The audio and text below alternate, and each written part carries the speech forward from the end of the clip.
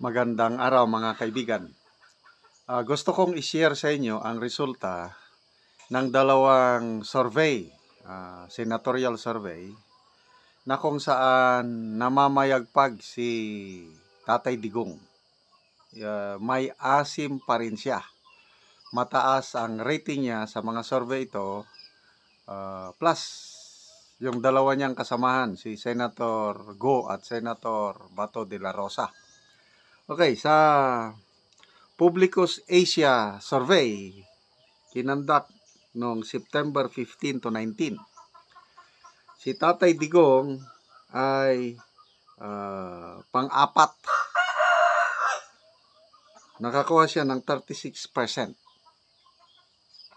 Sa isang survey sa SWS Survey,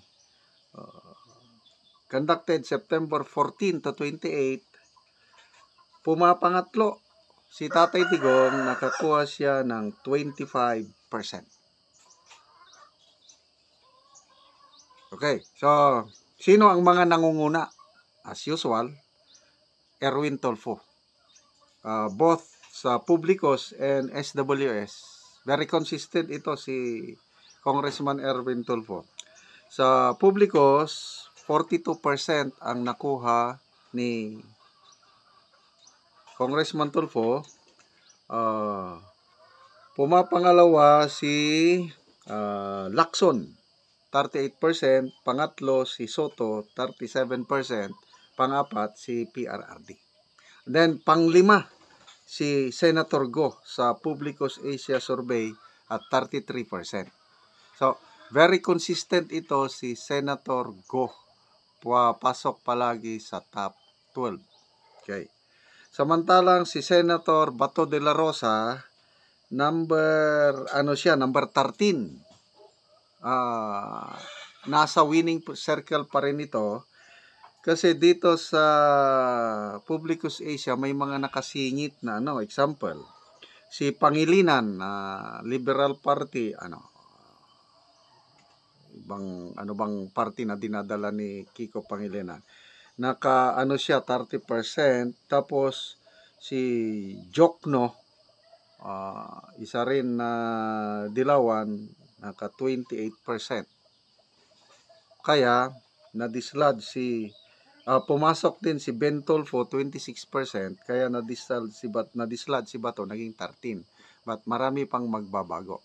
So, sa Publicos Asia, ayan, may laban ang tatlong PDP.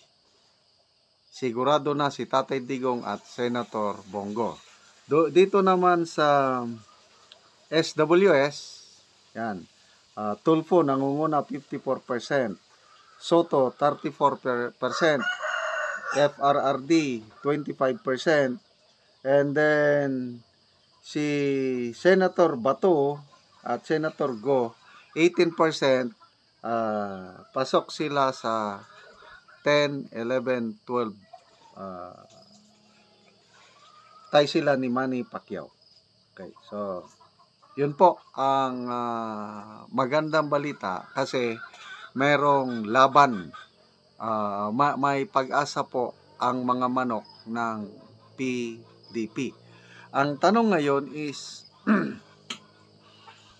tatakbo ba si Tatay Digong? Wala pang kasigurudan. Ang sigurado, nag-announce na si Senator Bato at Senator Go, tatakbo sila.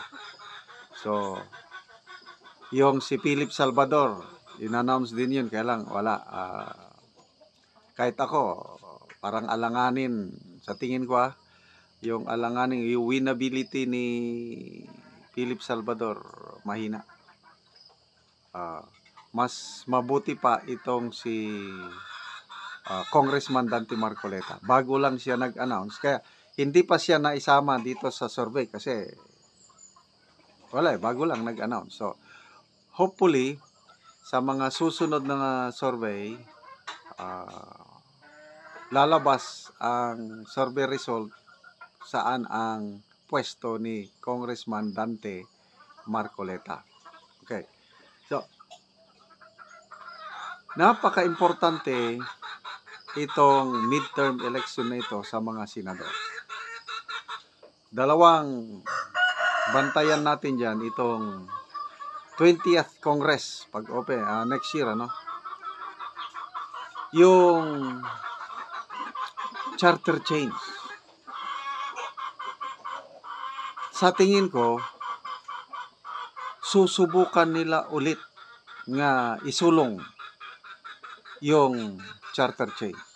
Sa ngayon, medyo tahimik na sila kasi nakikita nila na alanganin, hindi sila makapasa sa Senado.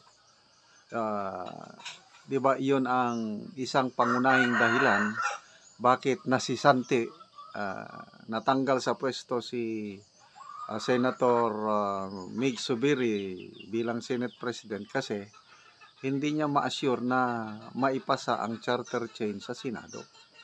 Kaya biglang natanggal at umupo si Senator Chis Escudero. Malaking pagkakamali nila dahil si Escudero, number 1 din na anti-charter change. Kaya ito ang isang bantayan natin. Kailangan na mayroong senador, at least 7. Kasi kailangan nila ng 18 votes para mapasa ang charter change. Kung may 7 na senador na kumontra sa charter change sa next Congress, wala pa rin.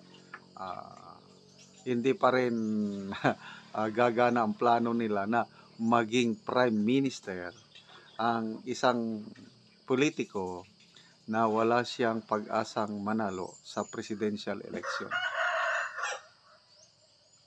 Napakarami ng presidential survey sa presidential na hindi talaga siya makakuha ng 1%.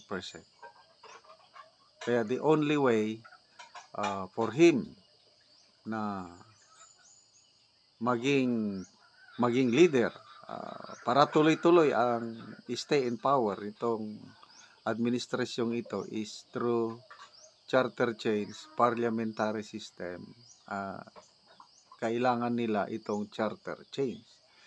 Kasi kung walang charter change, fair and square na laban next 2028, wala pa akong nakikita na kandidato na pwedeng tatalo kay VP Sara. Ang meron lang pag-asa si Senator Raffy Tulfo. Kaya lang, hindi naman papayag yung isa na si Tulfo ang president, vice president lang siya. Ang mangyayari talaga dyan is siya ang tatakbong presidente. Paano? Hindi man siya makakuha. So, yan ang malaking problema nila sa charter change. Next, yung impending impeachment ni VP Sara. Sa nakikita ko, itutuloy nila ang impeachment case versus kay VP Sara. Either ngayong Kongreso o kung hindi man, next Congress. So again, kailangan nila makakuha ng numbers. I think 18 senators pa rin ang kailangan para ma-impeach nila si VP Sara. So, kailangan itong mga senador natin ngayon itong tatakbo. Example, tatakbo si PRRD. Mananalo, Bato. Bato at Go, 3 na yan. Sino pa yung ibang susuporta kay VP Sara? Okay. Hoping na manalo si Senator Amy, pang-4 na yan. So, nandyan si Senator Robin Hood Padilla. And I believe si Senator Tolentino, kahit bumaliktad, pa rin ito, may utang na loob sa So, Tolentino, Cayetano, mga bilyar. I think may 2 pang bilyar. So, importante na delikado pag example, ang alyansa 11 ang panalo sa kanila. Nako, delikado na yan. Delikado. So, let's pray na tatakbo si Tatay Digong, kasi kung tatakbo siya, siguradong mananalo. Ano sa tingin nyo? Tatakbo ba si Tatay Digong? So, malayo pang eleksyon, kaya lang, kailangan nating magkaisa para hindi maisakatuparan yung plano nila sa charter change at pag-impeach kay VP Inday Sara.